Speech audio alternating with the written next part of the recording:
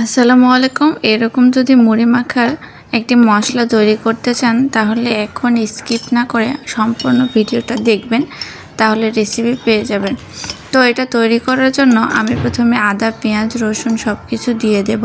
পরে এখানে আমি 3 চামচের মতো সরিষা দিব কালো, আর তারপরে এখানে 4-5টা সাদা এলাচ, কালো এলাচ দিব একটা, তারপর নাকফল, তারপর গোলমরিচ আর সামান্য একটু জিরে, আর তার সাথে এখানে দিয়েছি আমি জয়ফল, জয়ত্রী গুঁড়ো সব দিয়ে আমি পানি দিয়ে এটা একটা ব্লেন্ড করে নিব।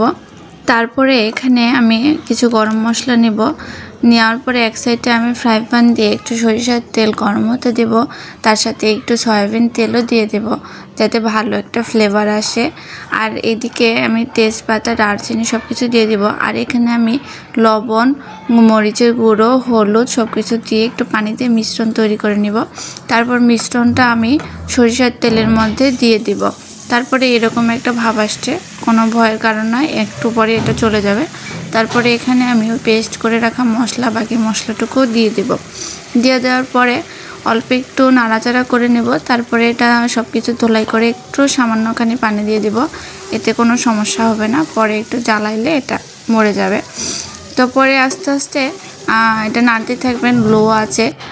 আঁচ কিন্তু বাড়ানো যাবে না, তাহলে একদম নষ্ট হয়ে যাবে, পুরো একটা গন্ধ বেরোবে। তো সবশেষে দেখতে পাচ্ছেন আমার হয়ে গিয়েছে। আর এটা আপনি চাইলে 1 মাসের মধ্যে সংরক্ষণ করতে পারবেন কাচের বয়মে।